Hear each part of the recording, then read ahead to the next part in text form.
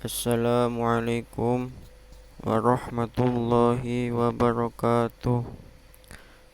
Perkenalkan, saya Maulana Ardi Rinaldi dari kelompok 1 yang akan membacakan materi tentang Helenisme. Helenisme adalah filsafat di Yunani yang berkembang setelah wafatnya Socrates, Plato, dan Aristoteles. Helenisme bermakna Hellenizein, yakni berbicara dan berkelakuan seperti orang Yunani. Kemudian, Helenisme digunakan untuk sebutan bagi kebudayaan, pemikiran falsafah, cita-cita, dan cara hidup orang Yunani. Latar belakang kelahiran Helenisme. Menurut Iskandar Agung, menaklukkan banyak wilayah antara lain menyatukan Athena dan Sparta menjadi satu negara Macedonia. Dia pun menaklukkan negara timur seperti Asia Kecil, Syria, Mesir, Babilonia, Persia, Mesopotamia, Samarkanda, dan Punyab India. Lantas mendirikan negara raksasa WTO LEMEI yang terbentang dari Yunani di barat sampai Pakistan di timur. Alexander Agung wafat usia 33 tahun. Hanya 10 tahun setelah dia berhasil mendirikan negara raksasa itu. Di seluruh wilayah kerajaan raksasa ini diwajibkan menggunakan pola hidup Helenisme atau budaya pemikiran filsafat yang Helenisme. Alexander mempropagandakan Helenisme untuk semua wilayah kekuasaannya. Isi Helenisme adalah campuran antara kebudayaan Yunani Timur dan kebudayaan kerajaan Romawi. Beberapa abad kemudian, Helenisme menjadi alat penyebaran agama Kristen. Berbagai macam cara dilakukan untuk menyebarkan Helenisme, bahkan kadangkala dengan cara paksa. Contoh, rumah ibadah Yahudi, Kenisah di Sumeria, tahun 164 sebelum Masehi, diganti fungsi menjadi tempat pemujaan dewa Zeus dari Olympus. Secara kewilayahannya, penyebaran Helenisme dibagi menjadi 3 wilayah pokok, yakni Athena, Alexandria, Mesir, Antiochus, Syria. Terima kasih. 3 fase Helenisme. Fase yang pertama, masa klasik, yakni abad ke-6 sebelum Masehi sampai dengan abad ke-1 sebelum Masehi.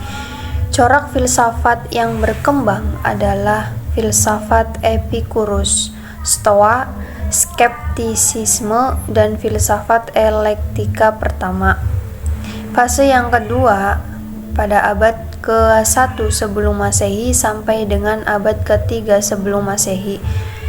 Berkembang filsafat parepatetik terakhir, Stoa baru, Epikurus baru, dan Pitagoras baru.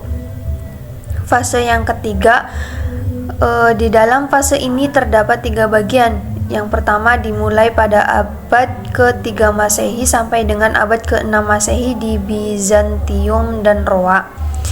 Yang kedua sampai dengan abad ke-7 di Iskandaria. Yang ketiga sampai dengan abad ke-8 di Syria, Irak Selatan, Urfa, Ar-Ruha, dan Antioquia, atau sampai zaman keemasan Islam. Pada waktu itu terjadi penerjemahan besar-besaran buku dan manuskrip filsafat ke dalam bahasa Arab. Filsafat yang paling menonjol pada masa Helenisme. Yang pertama, Stoaisme. Tokoh Stoa adalah Zeno. Titik berat filsafatnya adalah etika.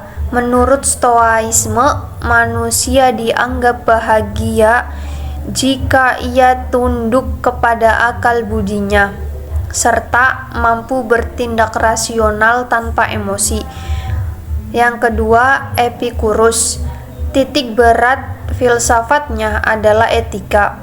Manusia mencari manusia mencari dan membutuhkan kesenangan, itu tidak apa-apa selama tidak berlebihan. Juga kita harus memiliki kesenangan, tetapi kesenangan tidak boleh memiliki kita. Ilmu pengetahuan itu berasal dari pengalaman, bukan dari rasio, sebagaimana pendapat Aristoteles. Yang ketiga, Neoplatonisme. Neoplatonisme adalah ajaran filsafat Plotinus dari Mesir yang sebagian pandangannya bersumber dari filsafat Plato, tetapi telah dimodifikasi di berbagai tempat dan bercampur dengan ajaran Pitagoras. Dia menyatakan bahwa seluruh realitas merupakan hasil dari proses emanasi yang bersumber dari Yang Maha Esa, yakni Tuhan, dan semuanya akan kembali kepada Yang Maha Esa. Yang keempat, Pitagoras membahas falsafah akhlak, pensucian ruh, falsafah alam, dan falsafah bilangan atau Helenisme. Pitagoras ini kelak akan menjadi salah satu pemikiran yang membentuk tasawuf tarekat di dunia Islam beserta dua pemikiran lainnya, yakni konsep hidup asketik gurun dan pemikiran Buddhisme tentang pertapaan dan kesucian ruh. Teori emanasi. Teori emanasi dibagi menjadi 4. Yang pertama, emanasi atau al-faid adalah proses munculnya sesuatu dari pemancaran. Yang kedua, substansi yang dipancarkan sama dengan yang memancarkan. Yang ketiga, filsafat emanasi adalah proses terjadinya wujud yang beraneka ragam, baik langsung maupun tidak langsung, bersifat jiwa maupun materi. Yang keempat, semua yang ada bersumber dari yang wujud, yakni Tuhan, sedangkan semua yang wujud merupakan bagian dari Tuhan. Teori emanasi Plotinus. Teori emanasi Plotinus dibagi menjadi 3. Yang pertama,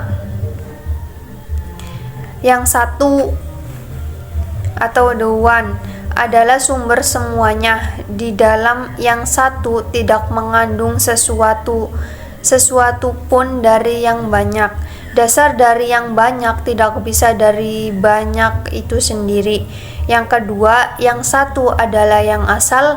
Yang asal adalah penggerak pertama yang berada di luar alam lahir. Yang satu bersifat transendental. Yang satu adalah ultimate reality. Yang ketiga, yang satu adalah sumber segala yang ada melalui proses emanasi. Yang satu adalah Tuhan. Helenisme di dunia Islam. Al-Kindi, dia berusaha memadukan filsafat yang bersumber kepada akal dengan agama yang bersumber kepada wahyu dan kenabian. Keesaan Tuhan selain didasarkan kepada wahyu juga berposisi filosofis. Akal terbagi 3, yakni akal potensial, akal aktual, dan akal pasca aktual.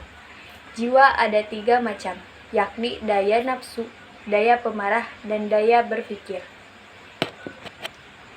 Filsafat skolastik.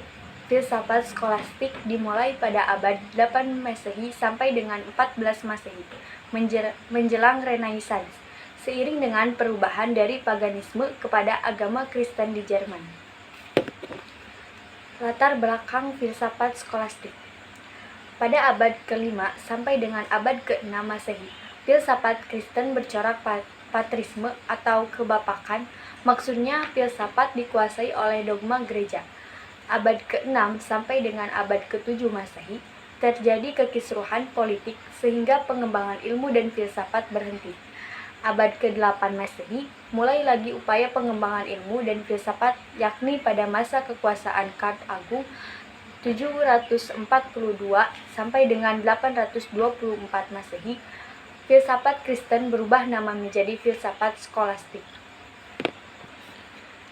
Filsafat skolastik berasal dari kata scholasticus yang artinya murid. Pengajaran filsafat yang semua berpola mengajar di alam terbuka sambil jalan-jalan menjadi pengajaran skolastik. Pengajaran filsafat terbentuk sekolahan yang menggunakan bangku. Corak filsafat berupaya mengadakan sintesa antara akal dan budi manusia dengan keimanan. Para filosof berupaya menerapkan metafisika Yunani untuk menjelaskan keimanan Kristen. Metodenya yakni membandingkan argumentasi pro kontra. Ide dasar filsafat skolastik adalah ingin mendekatkan filsafat dengan agama. Tujuannya adalah filsafat bisa menjadikan penopang kebenaran agama, sehingga agama bisa dipahami dan diterima masyarakat.